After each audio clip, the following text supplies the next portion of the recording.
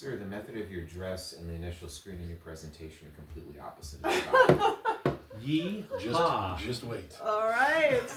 And next up, we have a return presenter, Ben, who, according to his outfit, is going on safari or Jurassic Park or something like that. Take it away. Hello again.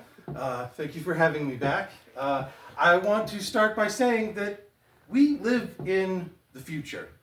Is that not true? I mean, first of all, the Cubs have won the World Series in this century, as predicted in 1985 by Back to the Future 2, or no, I'm sorry, 1990 Back to the Future 2. Yes, sir. Where are my flying cars? Well, we don't have flying cars, but we do have self-driving cars, just like 2004's iRobot predicted. We also are gearing up to send people back to the moon and eventually to Mars, where we will then have to spend billions of dollars to rescue them. Love that movie. And I think a lot of the technological advances, especially in the last, we'll say 5 to 10 years, have been because of advancements in AI, which, as you know, have never gone bad.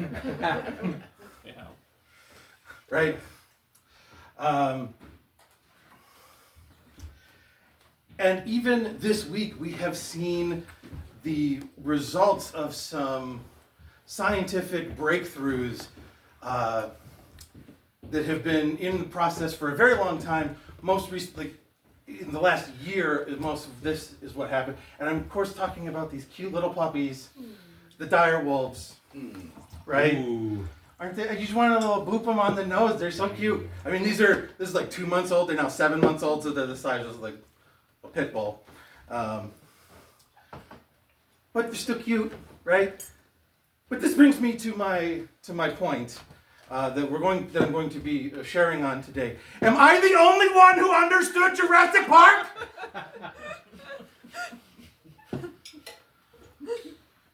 I mean, that's literally the whole plot, right? We bring a species back from non-existence, and so that's Jurassic Park is not like this thing that no one's ever seen, right? It's 2 books, not 1, but 2 trilogies. There's another movie coming out in July. There's 2 cartoons for kids. And I didn't have time to get 47 pictures of video games. Not to mention all the video games that didn't get developed. This is not a small franchise. In every single one of these, the theme is you can't control nature. It's very clear right from the beginning. You can't control nature. The whole setting of the first movie and book are on an island in the middle of a storm. And all control is lost. They're like, oh, this is going to be great. We're going to put it in the tropics. It's going to be warm. It's going to be great. Nope, everything's going to go wrong.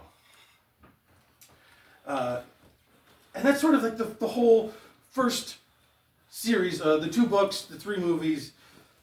What could possibly go wrong? Everything. We're going to bring this thing back from extinction. We're going to let people see what's going on, and then the power's going to go out, or we're going to try and rescue them, or we're going to accidentally end up on an island with dinosaurs, which is scary, and then we're going to have to go rescue people from there. This is, right, you can't control nature, okay? And we had those 3 movies, right? The 3rd one came out, I believe, 99, so all in the 90s. And then 20 years went by, almost, give or take. And someone thought we could do this again. Not just the movies, we can do the movies again, but we can also do the park again. And the first remake, or the first reboot, or whatever you want to call it, actually takes place on the same island that the first one is. They didn't even bulldoze the old park, right? They just built the park on a different part of the island. You can still go and see where all the old Jeeps were held. You can go see, like the T-Rex is the same T-Rex from the first movie. Then they escape the world and are out in the regular world. And then there is this, they've completely taken over. There's government hearings. There's a whole bunch of stuff. All because you can't control nature. And so we have this company. Does anyone know the name of the company? Other than Caleb? Anybody at all? Okay, Caleb, what is the name of the company? It's Colossal Biosciences. Colossal Bioscience. This sounds like an evil corporation from like a 90s TV show or game show, right? Or not game show, video game, right? Does anyone know what this Umbrella. is? Umbrella Corp from... Brain blank. The one with Mila Jovovich. Resident Evil, yes. Does anyone know what Massive Dynamic is from? This one's tough. It's a very niche kind of on the fringes of... That's a big hint, by the way. It better be PlayStation something if that's their logo. Right, they did. No, it's from Fringe. The TV show Fringe that was a ripoff of the X-Files. Does anyone know where Omni Consumer Products comes from? RoboCop. That's right. Does anyone know what this logo is? Sterling? That's from Wally. That is from Wally. That is the by and large.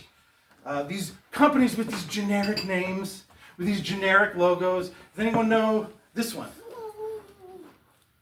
That one's Colossus. Yeah, Colossal Bioscience. That is Colossal Bioscience. Couldn't get it past him. Wow, good job. The rest of you were like, could be any. Yeah, it's a generic logo that.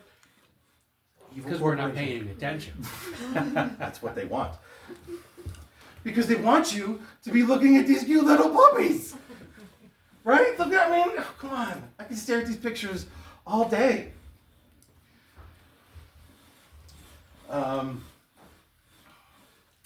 forgot where I was going with this next slide, so I'm going to skip it. Oh, that's right. Well, they're not just looking to the now. They're not just looking to those puppies, right? They're moving into the future. They're going to bring back the woolly mammoth. They're going to bring back the dodo. They're going to bring back the Tasmanian tiger. This is taken from their website. This is not some crazy conspiracy theory. This is theirs. They want to keep going. They want to create. Oh, that's what it was. We'll go back to this.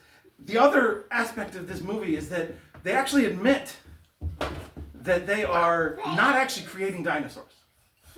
Right? Even in 1992 and 3, when we were making the first Jurassic Park, they didn't put feathers on the dinosaurs, even though they knew at that point that most dinosaurs had feathers.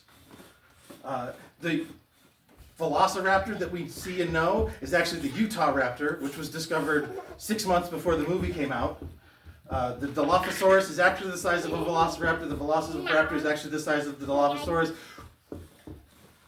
Getting too bogged down in the details of the movie. The point is, they weren't actually creating dinosaurs, and they genetically manipulated dinosaurs and created different species that never existed in the first place. Which is technically what they have done with these dire wolves. They call them dire wolves. The genetic makeup is almost dire wolf, but they're actually some new species that we're just calling a dire wolf. And they've admitted that. And that's what's going to happen with the mastodon, with the woolly mammoth, and the Tasmanian tiger, the dodo. They're going to be creating these things that are almost what they say they are, but not quite, which is deceitful, dishonest, not a big fan, and we get a repeat of these 3 movies. Oh, I hit the wrong. There we go. And again, you can't control nature. And as sort of to prove the point, I use an actual scientific study or scientific evidence. Does anyone know what this is? A moth. It is a moth. Does anyone know what kind of moth it is? Vampire? No. This moth is found in Europe, predominantly in the British Isles. And Gav knows where I'm going with this. This is called the peppered moth. Now I know you're looking at this going, why is that called the peppered moth? That is not peppered by any definition of the word peppered. That is straight black head to toe. Well, they used to be peppered. They used to be white with black spots on them. But during the Industrial Revolution, the trees that they hung out on were covered in coal. And this is where most people go, oh yes, so over a couple generations, over the 200 years of the Industrial Revolution, they went from being white with black spots to all black. No. In one generation, they went from being black and white to being all black. You cannot control nature. Or to put it another way, life finds a way. Thank you very much. Isn't it true that those black moths are they're just doing black wing? In theory, yes. Anyway. Dare you to do the whole presentation all over again in your best Jeff Goldblum presentation? No. That was my best Jeff Goldblum. The shirt being open is my best Jeff Goldblum. So how do they pick the animals that they want to attempt to recreate?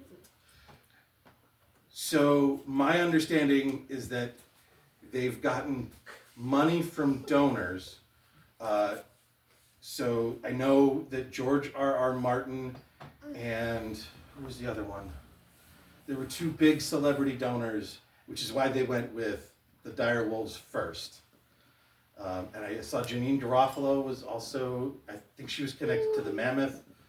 So that's my understanding. Whoever can give us the most money, we will do that project next. Are there still the white and black moths, or they're all? No, they are basically black. just black. Wasn't part of the reason why they chose those animals because we have DNA from them still? Yeah. I did 30 seconds worth of research on this, and it did go into a very deep rant when I first found out about them. So were they cryogenically frozen or something? Or not cryogenically frozen. But yeah, no. So we do have a woolly mammoth, a full woolly mammoth that was trapped in ice. So we do have their DNA. My understanding is that the dire wolf, we don't actually have full DNA in the way, it's very much like the mosquito trapped in resin where there are pieces missing, but they have enough of the small pieces to say this is what the whole thing looked like, and we're able to use CRISPR to genetically modify gray wolves to just be genetically identical to the regular, or the Em, I haven't heard from you. I feel like 2 probably isn't enough to repopulate. So what I'm hearing from you is that we probably need to make more. That is not what I'm saying. That is. Second counterpoint. They're so huggable. Am I the only one who understood Jurassic Park? So you're saying we should concentrate on the movies? So we were presented with these films over the last 20-some 30 years. You're saying that the mistakes they made in these movies in creating what are basically killing machines is the same as recreating a recently extinct, semi-recently extinct organism that we have shared DNA for, and you're saying 3 cute little wolves is a bad thing? This brings up a very good point. Yes, they've only shown pictures of 2 of them. There were actually, however, 3 that were born, 2 male, 1 female. I don't know why they're only showing the pictures of the 2 males. Like I said, 30 seconds worth of research into this.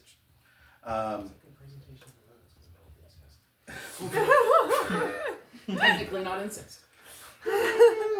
Genetically not. But the theory goes, we only brought back 3, potentially only 2. They cannot reproduce, or they won't be able to reproduce, or we will keep them separate so they don't reproduce. So you've literally brought an animal back from extinction just to let it go extinct again in the next 20 to 30 years. Like So that. we can make nature do what we want. Am I the only one? In fairness, in the first movie, the scientists did exactly that, and then frog mutations, and fucked anyway. And So I feel like the point you were making more was that you can't control nature. Would You cannot control nature. So couldn't we argue that it's in our nature to do these things? Thank you, Ben. good luck building an island retreat. You